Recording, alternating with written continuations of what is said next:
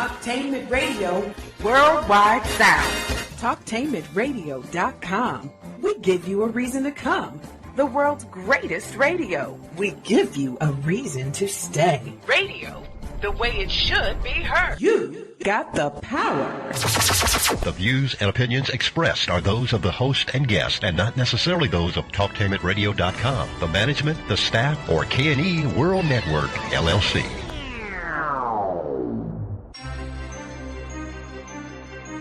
This is The Compensatory Concept with Mr. Neely Fuller, heard exclusively on TalkTainmentRadio.com, the world's greatest radio.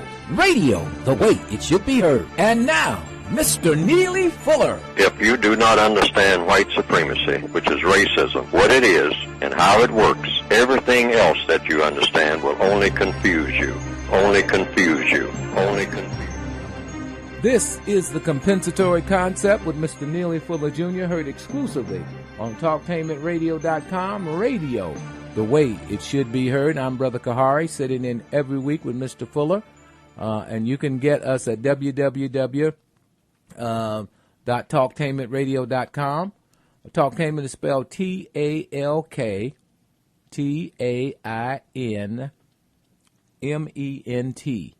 Now, our phone number is 1-877-932-9766. 1-877-932-9766. Now, you can pick up Mr. Fuller's works at www.producejustice.com. That's one word, producejustice.com. And let me bring in Mr. Fuller now. Mr. Fuller, how are you, sir? I'm still learning. All right. Mr. Fuller, we've got a lot to get to, but I want to open up with any thoughts that you may have of anything that has come to you throughout the past week or so since we talked. I guess last time since we talked was Saturday, but since we talked on this show, is there anything that you want to put down or talk about? Mr. Fuller.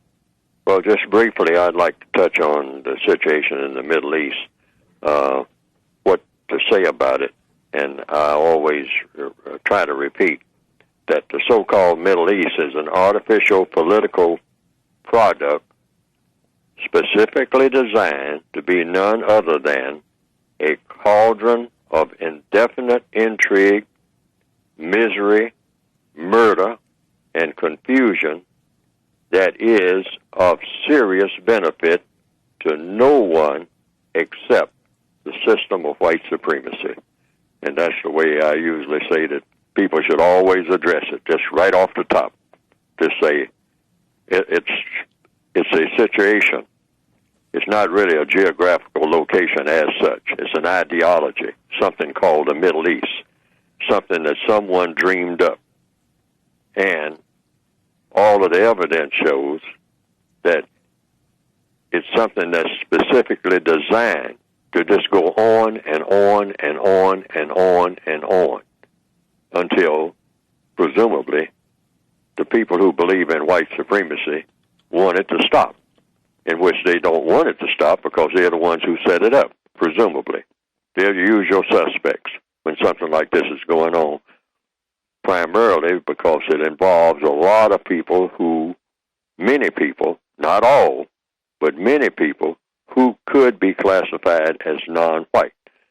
And it sometimes includes places like so-called Yemen or even Morocco, which there's a lot of dark-skinned people there, Libya, a lot of dark-skinned people there, anywhere where there are people, a lot of people who are of color, and which is sort of a crossroads. That might even include Ethiopia. Sometimes they will call that a part of the Middle East, even though, you look at a so-called map and you see that it's in Africa, and they'll say, well, Africa sometimes is a part of the Middle East, and sometimes it's not. Depends on which Thursday it happens to be that the white supremacists make a decision about how many people they're going to kill or how many people they're going to have on the move. So this is the way I am advocating that everyone looks at it at all times. It's just a concoction by the white supremacists that's designed to cause a lot of intrigue and a lot of experiments. some new type of aircraft, a new type of weapon, or some type of gas that somebody's going to use and whatnot. Run it past those people over there in the Middle East who have dark skins. Now, a lot of them don't. A lot of them are classified as white, all right? But these are what, in the code vernacular, the counter-racist code, are called white sacrifices. In other words, they're throwaway people in order to run the business a lot smoother. The white supremacists have shown all throughout their history that they don't mind sacrificing either small numbers and sometimes very huge numbers of white people. White sacrifices is what you might call them, for the sake of the greater strength of the system of white supremacy. Case in point, the so-called Civil War, even though there's no such thing as any war that's civil. Civilized war, and that's a contradiction, makes no sense at all. But they had one big one in this area of the world that they called the Civil War, the war between the states, sometimes called. But it was about what? It was about what do you do about these dark-skinned people? And so, just like people in the organized crime, which is white supremacy is an organized criminal organization, they go back and forth every now and then about how they're going to handle the dark-skinned people. And sometimes it gets out of hand, and they actually come to blows, and sometimes they actually start slaughtering each other. But after it's all over, they shake hands and say, okay, all right, I see your point of view. Your point of view is different from mine, so we'll go with your point of view until we decide to change it again. But I'm sorry about that we had to come to blows about that. But this is serious business. This business of white supremacy is serious business, and sometimes even brothers in the system of white supremacy will turn on each other about how we're going to handle these dark-skinned people. And we'll have these kind of blowouts every now and then. Just like in organized crime, they'll say, we got to, like Pete Clemenza in Godfather 1, said every now and then we got to do a little of this. I mean, it cleans out the bad blood. Right. Every 10, 15 years we got to do it, Michael. And when it's all over, we shake hands, and make some kind of deal. Mm-hmm. So it's the same kind of operation. This is the image that I want people to have all over the world in their minds about this so-called Middle East mess. And stop worrying about it, because the white supremacists will keep it going as long as they feel like it's to their benefit. And they have felt that it's to their benefit for a very, very long time. Okay, Mr. Fuller, if we had to ID white supremacists, because I know we've used that term on this show many, many times, who is a white supremacist? What is the evidence of their work? How would we know if someone is practicing white supremacy? And I'm not talking about just in a general statement, Mr. Fuller. I'm talking about specific evidence. If you had to go to court, because you've always said we must present the evidence like we're in a court. If you were going to a court to present evidence that white supremacists exist in XYZ, what kind of evidence would you need to present to validate the existence of a white supremacist or white supremacy? Mr. Fuller. The evidence that I would use are the 9 areas of activity of the people of this planet: economics, education, entertainment, labor, law, politics, religion, sex, and war. And then I would say, now where's the evidence of white supremacy in all of these areas? Well, just go around and look.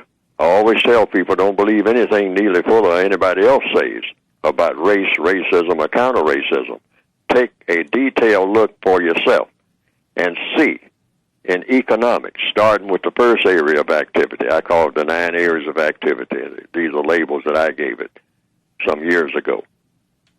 Economics, the use of time and energy, and the sources of money which is a part of economics. Who controls it all worldwide?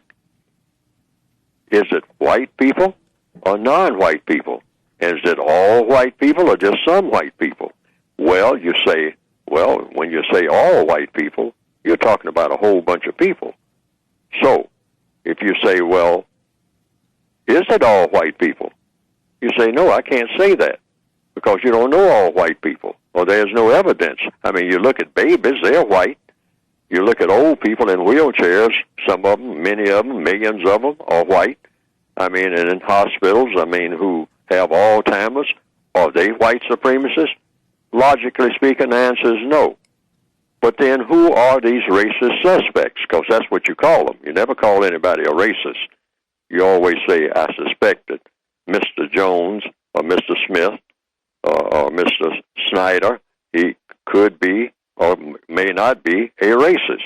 But never call a white person a racist in the system of white supremacy, because you really can't prove it. Talking about court now, there's no way to prove the existence of racism, except through whom? The racists themselves. They are the only ones who can prove that racism even exists. Why? Because the evidence shows that they're in control of everything, including how things are going to be judged, including racism, and how many races that there are going to be. Races of people, R-A-C-E-S. Now, Mr. Fuller, what specific, I'm like the judge now, what specific evidence, you said 9 areas, that's general, but what specific evidence, Mr. Fuller, would you put on the table that documents the existence of this white supremacy? Well, let's go and look at it like this. Say if Neely Fuller was going out to look for a job today, would I go looking for a job among some black people in the Northwestern Hemisphere? Not likely. If I'm really serious about making some serious money, I'm not going looking for any black people for a job. I'm not going in. There'll be black people in offices now because you have these black faces up front, which is what the white supremacists engineered in the last 20 or 30 years or so. Put the black faces up front. That'll be the first thing, and that's your first hurdle, by the way, because the black face is put there for a reason by the white supremacists, presumably, and that is to keep you from getting a job. That's what he's been assigned to tell you. Otherwise, he won't have a job, he or she. See, now, if you don't turn these people down for these jobs, I'd let you know that you can hire the quota that we have. We're going to hire 300 people here today. Now, you and I, we understand that only out of the 300, we only hire 10 black people. That's just the way it's got to be. Because we believe in diversity, and we'll have a smattering of Hispanics. And anybody else, you call me and check with me before you hire them. But definitely it'll be 10 out of the 300 we're going to hire today. And so the black person might say, well, wait a minute, how did you just come to that conclusion? I came to that conclusion. Now, do you want this job or don't you? And most black people on the planet know that that's how it works. They experience this all the time, okay? And they'll sit there and they'll have to take the heat because someone will come in and sit there and say that I have these credentials and I finished this school and I finished this college and all like that. Now, this is a black person talking to another black person. And so Miss Jones, who is black, she sits there and says, well, that's all well and good. Well, I'll get back to you, And so when the person gets back to them, say, well, I've been getting a runaround here for about 2 months now, so you haven't been giving me any information and all like that. And they'll say, well, look, I have to follow the guidelines. That's usually the term that you get. I have to follow the guidelines. Now, where do the guidelines come from? It'll come from somebody white. Anytime you start talking about anything, now I just gave that little illustration. That's just what you call the everyday illustration. But in everything, if you're talking about economics anywhere in the world, if I start talking about how much oil is going to be drilled in the Gulf of Mexico, I'm going to be talking to somebody white. I'm not going to be talking to somebody black, unless that somebody black if I question them often enough and in depth enough, they will say, well, I have to go and check with Mr. Smith. And sure enough, when we go across the derrick and go to that office, Mr. Smith most likely will be somebody white. And this is in every area of activity. In education, whom do the black people of this entire planet go to learn something that's worth knowing? It's going to be somebody white. That's the second area of activity. I mean, for about 50 years now, black people have been trying to say, we need to educate our children. Our children are not getting educated. I mean, you know, we don't have enough graduate people, people coming out of graduating from college or from grade school, and we got too many dropouts. And what can we do? What can we do? What can we do? Are we going to have segregated schools here in this city? Are we going to get resegregated? Are we going to bring back busing because the white people are now moving out of this area? You know, well, the white people are moving out. What's they have to do with education? They say, well, when the white people move out, we don't get an education. Well, why is it you black people don't get an education when the white people move out? Well, because they move, when they take everything with them. Everything like what? Did they take the desk? Did they take the blackboard? Did they take the books? Did they take the pencils? No. Well, what did they take? Well, they took themselves. Well, what, you know, so they took themselves out of the neighborhood. And so there's no more white people around. And so the black schools are left to be all black schools. That's what you call them. And so the white people left. But they left the school. The building is still there. There used to be one-room schools. So what are you talking about? The computers are still there. So what did they actually take? Well, they took themselves. Well, what has that got to do with anything?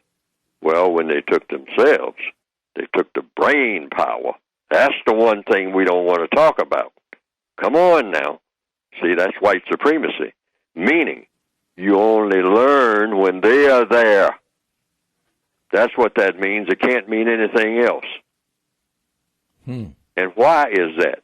Is because evidently either black people are inferior, that's what we have to face up to, or white people who are white supremacists, presumably, withhold constructive information when they teach. When they teach dark-skinned people, they withhold constructive information. And they got all kinds of ways of doing that, even when they are the ones doing the teaching, because they teach around the subjects that are really important. Well, Mr. Fuller, is there an argument that can be made that black people are inferior? Sure. And what argument would that be? You just flat out say that black people are genetically inferior. But here's what the code says. For years, when people bring this up, I go right to the jugular on it, like I try to do on all issues dealing with race. I say, suppose black people, all of the black people on the planet, without exception, or even the majority, you might say, are just inferior people, genetically inferior. I mean, their brains just don't work. That's just all it is to it. Suppose that is the case.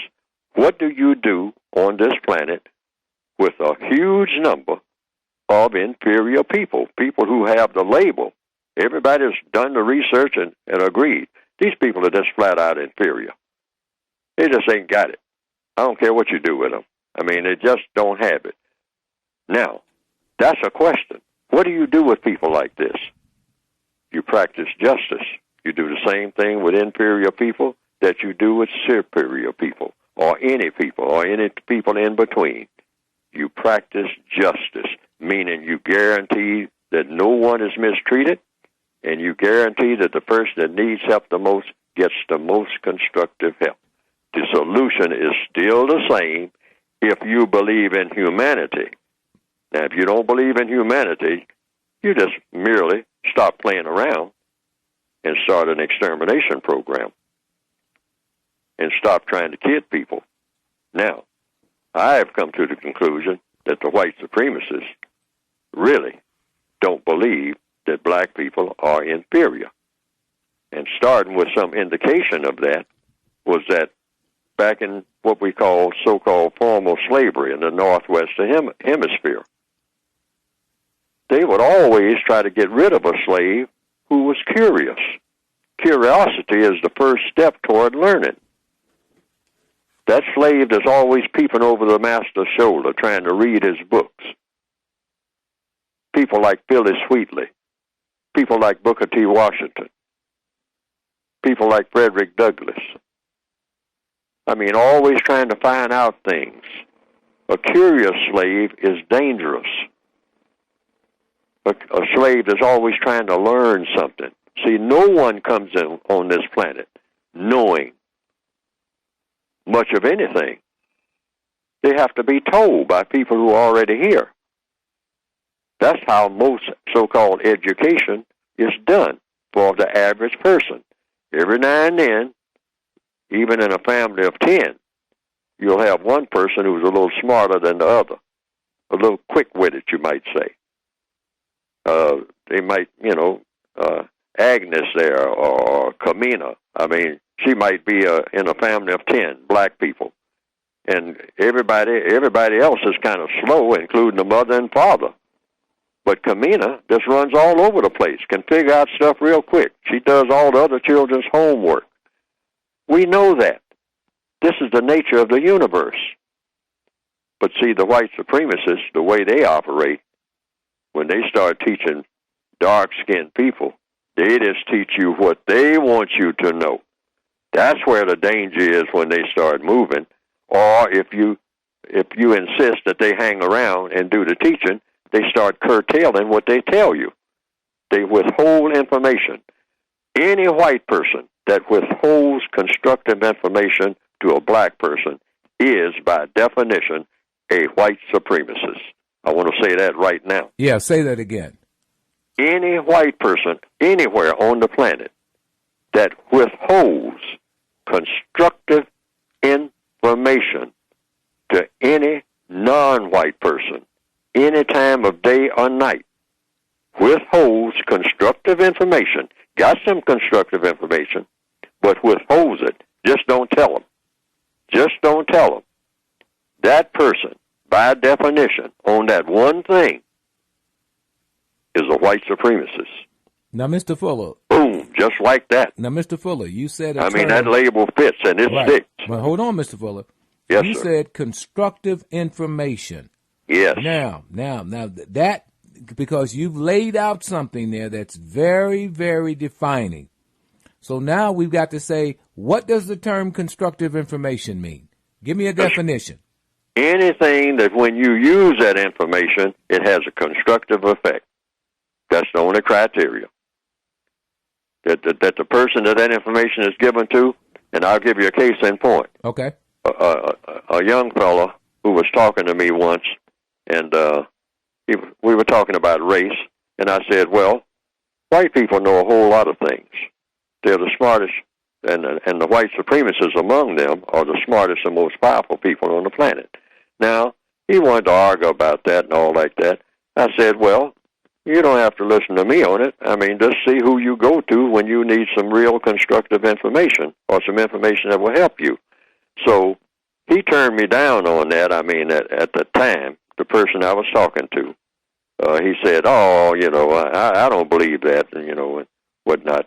But he thought he had put it to a test. So one day, and this is what he told me later, maybe about a year later, when I ran across him, he said, you know what, you remember when you told me that white people know a whole lot of things, even when it seemed like they don't? And I said, yeah, because they're even, white people that you consider to be not very knowledgeable, they're in touch with other white people who are knowledgeable. I said, so they have information. So I said, so anytime they start talking and willing to give you some constructive information, you listen. Don't turn it down. And so he said, well, I tried that. He said, you know what? By me doing that with a guy that I work with, we were just having a conversation, And I started asking him things, and he saved me $2,000 right off the bat. Because it was something I was fixing to do. I was fixing to lose $2,000, and he saved me $2,000. I said, well, things like that. That's what I'm talking about, practical things. I said, now, you're supposed to be getting this information all the time. Why is it that you didn't have this information before? And he said, that's a good question. I said, it sure is. I said, somebody told him that, you know, but they didn't tell you. That's a very interesting standard. Now, is that the only standard by which we determine if someone is a white supremacist? No, it's a long list of things in all areas of activity. Okay. Another one is, not only does a white person not withhold constructive information, I'm saying every white person that doesn't want to be a racist should just seek out a black person to give some constructive information to. That's the procedure for doing that. And then the other criteria, and this is a real important one, because white supremacy is founded on deception, okay? So they got to get rid of the lies, which means no white person should ever say something willfully and deliberately to a non-white person that is not true. That automatically labels you a white supremacist right there. Boom, right out of the gate. Say that again, Mr. Fuller. No white person, or rather any white person, that says something, deliberately says anything to a non-white person that is not true, is automatically a white supremacist. Automatically. And that label sticks with that white person until white supremacy no longer exists. You never shake that. You just tell one lie, it's over. You got that label now. You got that label. You are definitely a white supremacist. They can never reform? You don't know when they are reforming until the system of white supremacy is over. That's the criteria. It's not a harsh criteria. It's business. White supremacy is a business. You got to approach it on business principles. That one lie. Wow. That's all it takes. So, not sharing constructive information. Yes, not sharing constructive information, that dooms you right there. And then you got the white supremacist label right there. Okay, and then telling willful, deliberate lies. Yes. Knowing that you're lying to someone. I mean, that white teacher in that classroom, tells that lie, that one lie to one class. That's a white supremacist teacher from now on until the system of white supremacy worldwide is ended. That label sticks. You can't shake that label. So you have to be careful about what you say. It's really important because you're influencing somebody's mind. You have misled a non-white person. And look at what happened to the people that we call Indians behind somebody misleading them. Signing treaties and whatnot. Telling lies. Telling one lie right behind another. President Obama's correct in going around trying to make a survey. That's about all they're going to let him do. Of the damage that's been done to whole groups of people who call themselves Cherokees and Choctaws and Apaches and Sioux and Iroquois. And where are they now? A bunch of people out on some so-called reservations with no resources, in trailers and whatnot, committing suicide, getting drunk, eating up with diabetes, and the only thing the white supremacists have to offer them, well, we'll let a few of you all have a few gambling casinos. They're not factories. They don't produce anything. These used to be called vices. That's right. That's all you're going to give a whole people for everything that you took? Wow. Are you kidding? Stay right there, Mr. Fuller. This is deep. We're going to plunge even deeper into what are the standards for determining who a white supremacist is. You don't want to miss this. Stay right there. More to come. This is the Compensatory Concept with Mr. Neely Fuller on TalkTainmentRadio.com. Would it be crazy if you packed your bags and left? Peace Corps. Life is calling. How far will you go? To find out more, call 1-800-424-8580 or visit peacecorps.gov. TalkTainmentRadio.com is the premier internet radio platform offering 40-plus talk radio-style programs professionally produced, optimized for online distribution, featuring Columbus, Ohio on-air personalities. TalkTainmentRadio.com offers listeners diverse programming options covering topics such as arts and culture, love, life and relationships, technology, religion, paranormal activities, local and national politics, women's issues, alongside health and wellness. Listeners can access their favorite TalkTainmentRadio.com programs free of cost through the website. Download the TTR app to your cell phone and you can take us wherever you go. We have programs on demand to fit your schedule through our podcast. The address is TalkTainmentRadio.com. Have you ever wished you could spend more time with your kids, or maybe quality time with your spouse, when you can actually have an uninterrupted conversation? Do you owe your dad a little catch-up time? Well, it's time to reconnect, and no activity can bond a family together quite like boating and fishing. I mean, think of all the great experiences you had as a kid when you went boating or fishing. Well, guess what? It's still great. Boating and fishing are the perfect opportunities for your family to get away, to talk, to laugh, to create new memories. So take someone you love out on the water and see where the water takes you. If you haven't been on the water in a while and you're not sure where to start, or if you just like to have some helpful tips for your next trip, please visit TakeMeFishing.org. This has been a public service of TalkTainmentRadio.com.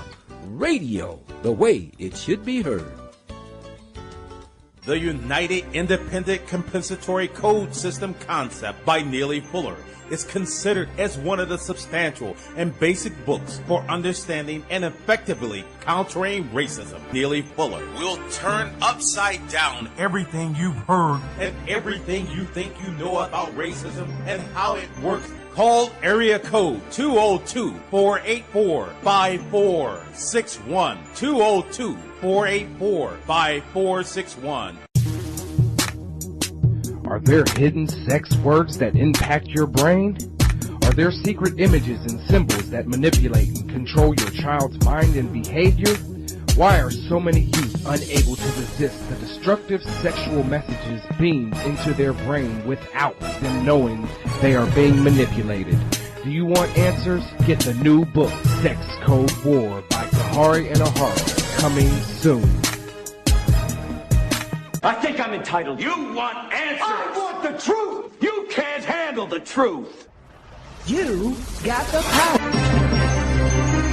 This is the Compensatory Concept with Mr. Neely Fuller Jr., heard exclusively on TalkTainmentRadio.com. Radio, the way it should be heard. I'm Brother Kahari, sitting in with Mr. Fuller every week. If you want to get Mr. Fuller's works, he's got two definitive works. I mean, incredible works. And you can get them at www.producejustice.com. You can just type in producejustice.com, actually. And it'll come up. You look at the prompts, and it's two works and other information that might be there. And then you follow the prompts, and then you'll be able to order Mr. Fuller's works. Also, you can catch Mr. Fuller today. We're live right now at 10 a.m. Eastern Standard Time. And then we have a replay on Talktainment Radio at 3 p.m. Eastern Standard Time. And then another replay at 10 p.m. Eastern Standard Time. Or you could go to TalkTainmentRadio.com, click on Programs, search out Compensatory Concept, go to Wednesdays. That's the best way to do it. And then look for Compensatory Concept, and then click it on. And then voila, you've got all of the podcasts. And then whatever show you want to hear, follow those podcast prompts and hit play. And then there you go. You can listen 24/7 on TalkTainmentRadio.com. Mr. Fuller, we have a caller, and I want to give a caller a chance before we go back to those standards for how to identify white supremacists. This is extremely, extremely illuminating. Okay, caller, you're on the air with Mr. Neely Fuller. Go ahead. My question is, as a non-white person, are there other sources of constructive information for me other than white people? Very good question. Mr. Fuller?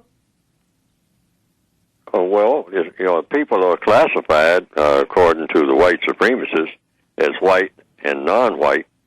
So, therefore, all of your information has come from the people who are on the planet who are classified. So anybody who can tell you anything that is constructive, I mean, you just try to learn it. We're supposed to be in a learning mode. Black people have been kind of taught indirectly by the white supremacists to turn down learning. It's best for a black person not to learn anything that is of any value. They are willing to teach you anything that's silly and stupid, anything that will help you to be sillier than we already are, or stupid. But anything that's going to be of constructive value, they actually have trained black people to almost laugh at it, to have contempt for it, to run away from it. Don't want to even be bothered with it. They back in the day, as they say, they used to call it being square, and some of the younger people, I understand, in some of the schools and whatnot, they call it acting white. If it sounds like you're trying to learn anything that has any sense to it, they call it acting white. How did it get that label? Yeah, which is interesting because itself. It means getting things done. Right. Right. Including, all the people out here say, I don't have time for that. I got to get me some money, and I got to get me some bling-bling. Well, now, those people who act white, particularly the white people who are acting white, are the ones who provide the bling-bling, and the ones who provide the money, and the airplanes, and the submarines, and the guns that you shoot to kill each other. They are the ones who provide it.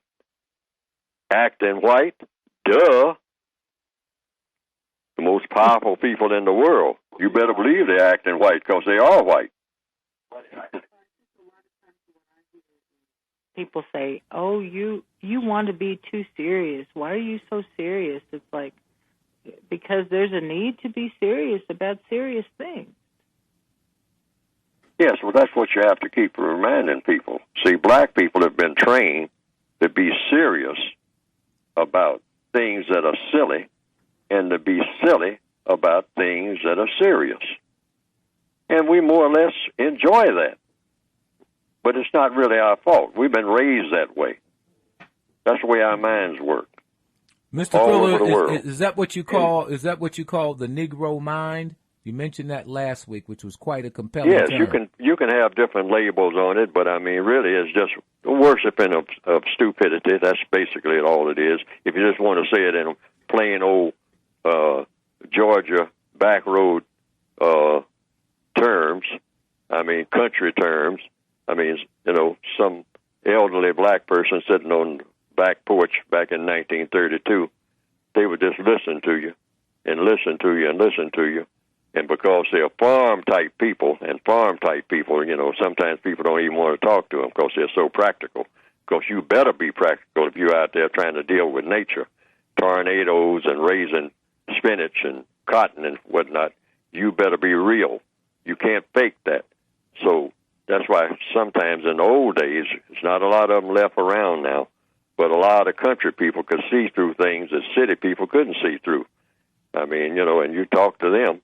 They're sitting there on that back porch watching the train go by in the late afternoon. That's the only entertainment they had. And you ask them a question, or you sit there and start talking about what you did in the city and all like that. And they will tell you in a minute sometime. Say, you know what? What you sitting here doing, boy, is just talking a whole lot of foolishness to me. I don't want to hear no more of it. Now, I got to go feed my chickens. And he'd get up and go. He doesn't even want to talk to you. See? Because our minds have been full of junk for many, many years. And the white supremacists just keep loading us up with junk. And we worship junk. And it comes out in our behavior. even when we interact with each other. We've practically gotten to the place, many of us, where we can't even stand ourselves. Not to say about standing to other people. We can't hardly stand to be with ourselves. We're so full of junk. And I don't mean something like drugs. I mean our minds are just full of trash and junk. Everything that everybody's throwing away, I mean, this winds up in our heads. And so the white supremacists like it that way. Because, you know, and they'll finance it too. I mean, the more stupid you act, the crazier you act, the more things you come up with that don't make sense. Get another tattoo. Yes, I'm going to say it. Get another tattoo. All right, and then next week come around. Hey, you don't have enough tattoos. I mean, don't you think you should have a tattoo of your cousin's face? You know, on your other arm. Well, yeah, that's a good idea. My cousin. I like my cousin. Put his face on my other arm. You know. Okay, you got any space left on your body for anything else now? Okay, well, what about putting, let's put a gun back here. I mean, on the back of your calf. How about that? Yeah. That's deep studying the understanding what's been put into our minds. First caller, stay right there. Let me go to my second caller. I want both of you on the line at the same time. Let me go to my second caller. Caller, the one who hadn't spoken, just came on. Go ahead, bro. Let me hear from you. Yes, Mr. Fuller, you said that if a white teacher teaches that Columbus discovered America, she is exhibiting white supremacy, right? Now, yeah. Right. Okay. Now, if that's not true, huh? If that's not true. That's not true. So I said if. Wait a minute. If that's not true, and it turns out to be a lie, then that person, you can't call them a racist because there's no way to prove it. But you say you suspect that they are racist. That's the way you want to get in the habit of doing it. Racist suspect. Now, President Clinton stood up and made an apology for slavery, but wouldn't declare any reparations. Our leaders set up and said, basically said nothing to this effect. Okay, now, you say that there is no buffer between white supremacists and our people. You said one week that, you hear people speak of this boule, and that, if I don't think that they exist. I haven't seen any proof of this, of the existence of this organization. And what I'm saying is that there is a buffer. I'm saying that there is a buffer between white supremacists and black people or Africans, to keep them in line and in check. And isn't this an illustration of this buffer with this whole reparations thing or anything that can benefit African people over here in America is shot down or not traveled on, or that path is not, or that road is not taken. Mm-hmm. Mr. Fuller. So what I'm asking, so specifically, Dr. Neely Fuller, I'm asking you: does this buffer between the African people and white supremacists with African people who take handouts from these white supremacists? Do you accept that? Do you accept that there is this organization? Okay, you talking about, does he accept that the Boule exists as a buffer organization? Is that right, between white people and black people? Sir. Okay, Mr. Fuller. Yes, sir.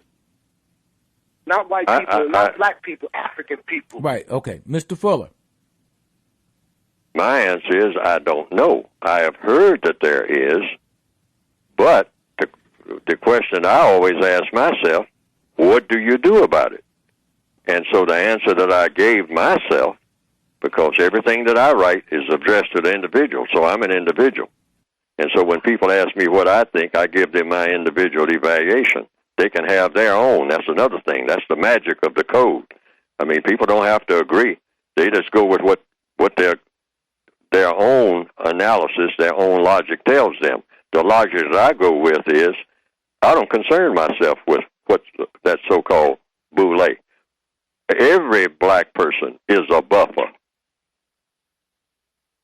or can be made a buffer instantly if the white supremacist determines that he or she is going to be a buffer, because they have the power to do so. There were buffers on the plantation.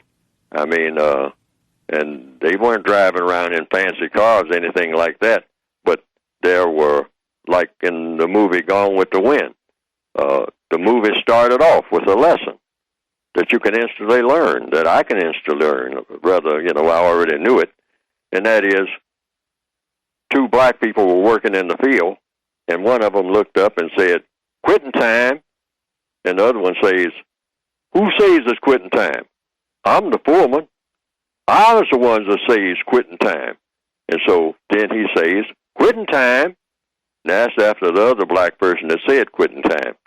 Now, you look at those two black people out there in the field in the hot sun, one of them saying quitting time, the other one saying quitting time, and the other one telling them, one telling the other, "You're not the one that's supposed to say quitting time. I'm the one supposed to say quitting time," and neither one of them are running anything. And that's a lesson in the movie Gone with the Wind, made in 1939. Now, that says it all. That says it all about that buffer thing. It's something you don't have to worry about, because let's say, for instance, if there is 2,000 or 3,000 buffers and you exterminate them, the white supremacists will just make 4,000 more the next day. Now, that's something that you learn in Godfather 1 and 2. Failure to learn that means you don't understand white supremacy and how powerful it is. They can make them faster than you can break them. They can make them faster than you can ever break them. I'm going to say it again.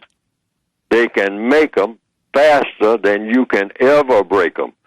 See, and many black people will like to argue with another black person about how to solve the system of white supremacy. One thing, I'm not saying that you're doing that, but that is a tendency. That's a tendency of most people, to always try to find the weakest thing in any structure. So it's easy for me as a black person at the bottom of the slave ship to accuse the other black person who's been given extra cornbread of being the problem. Right. And I don't choose to do that. Right. And you know what I'm saying? And that was my next thing. That was the illustration that you used. But and then you know what I'm saying? And then you say, well, they can make them faster than you can take them down. And I agree with you on that. I agree with you wholeheartedly on that. Right. But I want to be aware, or are you aware? Are you cognitively aware of this buffer, this existence of this buffer class, and the extent? How do you uphold and promote? Promote white supremacy. How do you define buffer class? Give me a definition of what you mean by that term. Well, I mean, actually, the boule. This buffer class is. I'm seeing it so much in radio and television. For instance, we have described Kahari say, well, the president can write legislation to help black people. The president has helped other organizations, other groups of people. Mm-hmm. Why can't he help African people? And there's systems put in place, radio announcers and so forth, that have shows on that defend the president unequivocally with said no backlash against anything that he does. Right. So these people in doing this, right, are part of, they call themselves Greeks, black Greeks, right, and other organizations. They don't readily put out the name of it or so forth, but these organizations exist. And, Okay. and they have existed all the way back into the days of W.E.B. Du Bois. Right. Mr. Fuller, do you believe what he's saying? Do you believe there's such a thing as a buffer class? No, really. I mean, it's just a label. It's just a label of a black person who's been given some more privileges. I'm looking for more privileges. I don't know of a black person out here who isn't looking for more privileges, who isn't looking for more than what they already have. So you can call every black person on the planet a potential buffer if that black person gets more tomorrow than they had today out of the system of white supremacy. Because somebody's going to look at them and say, looks like you're doing all right. I'm not doing all right. Why is it you're doing all right? And I ain't doing all right. So therefore, you are a buffer between me and the people who are oppressing me. What I want to say as a bottom line about this whole bufferism business, you got to deal directly with the white supremacists. That's what Michael Corleone knew in The Godfather 1. He says, we're out here fooling with gunslingers and whatnot. He says, we'll be doing that forever. He said, I'm not going to keep arguing with people like Mo Green and the rest of these people and the Tatalias. He says, Tatalia is a pimp. All right? Look at the movie The Godfather, because the structure of the system of white supremacy is based on that movie. Or rather, the movie is based on the structure of white supremacy. If you want to put it in that context, then I do. Because it's the whole history, the modern history of the Roman Empire in a small context, which is also about white supremacy, because white supremacy is based on that model.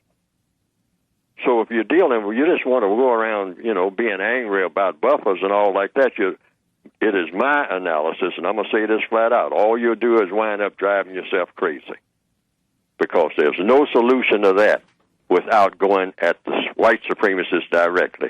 And that's what I tell people in a practical sense on a job, because I have black people who call me, and they'll tell me, well, we can't talk to the head man because they got all these black people in between us and the head man, and we can never get to the head man. And I simply tell them, you're going to have to. Because they say, well, if we could just get rid of this black person that's in between us and the man, then everything will be all right. I say, who do you think put the black person there? The black person was put there to keep you all out of the office. You got to find out a way to get to the office if you're going to get to where the problem really is. Ask for a meeting. Ask for a meeting with the person who runs the place. That way you don't have to go through all of this. And don't take no for an answer as far as that. And use, particularly in the Northwestern Hemisphere, tell them you have a constitutional issue, because that's the only thing that I recommend that people use. Fifth and 14th Amendment. I say you have a constitutional issue right there on the job, and you want to take it up with the person who has all of the power. Nobody in between. Because it's a constitutional issue, and the Constitution is supposed to be the law of the land, particularly the 5th and the 14th Amendment. 5th Amendment is due process. Everybody going through doing everything the way that ought to be done, according to law. And the 14th Amendment, the one that Thurgood Marshall used and lots of other people, equal protection of the law. Because usually most problems on a job is about people not doing things the way that they ought to be doing, going through the process. And the second one, 14th Amendment, You're not treating everybody the same. So you always say we have a constitutional issue here. And I'm not accusing anybody of anything. That's a mistake. Don't ever accuse anybody of anything on these jobs out here now, because you've got to prove your accusation.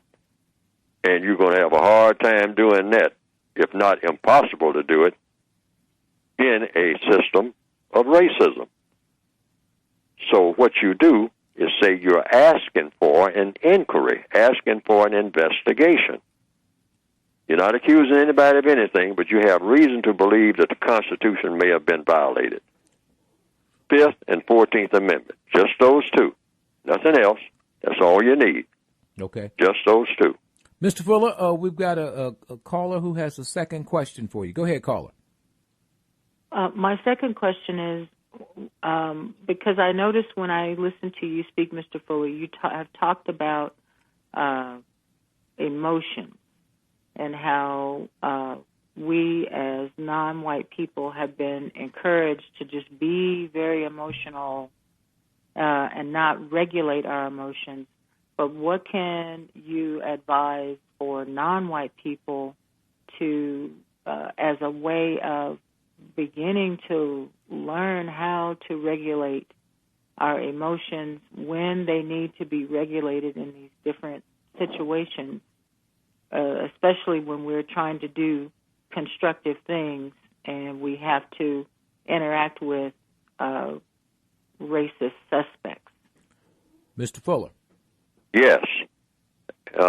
Emotions, sometimes people think that I'm telling people not to be emotional. No, I'm not saying that. Emotions are part of the universe. Emotions are a part of a person's being. But emotions are supposed to lead you to logic. The white supremacists have done a reverse job on black people by saying you use logic and your logic will govern your emotions. That's backwards. Your emotions are supposed to lead you to logic. Your emotions are nothing but an engine, like an engine, like putting gasoline in an engine. Your body is an engine, so your body has emotions. But the emotions, all of your emotions, and including all your physical body, your emotions and your physical body is supposed to lead to what? To your brain. Your brain is the most important part of the body. A lot of people say, well, the heart is the most important part. Well, the heart is a pump. But everything in your body is supposed to give life to your brain. And your brain is supposed to be a logical powerhouse, which means, what do I mean by logic? Your brain is a problem solver. That's what it's for. And if your brain is not in the business of solving problems, your brain is being misused. Because 24/7, your brain is supposed to be a powerhouse for solving one problem right after another. And your body is, and your emotions and everything is supposed to help drive your brain. That's the equation. And that way we'll become the universal people that we ought to be. I just want to say this before I forget it, too. It's something I thought of. The structure of a house. The structure of a house or an apartment, whatnot, has what you call in it a living room. In some of the bigger houses, the mansions, they have what they call the great room. Now, traditionally, what are these rooms used for? They're places where you just go and sit most of the time. That's what people do. They have sofas, they have chairs, you go there and sit. And most times they have the television in the great room or the quote-unquote living room. I'm saying what this room really should be for black people.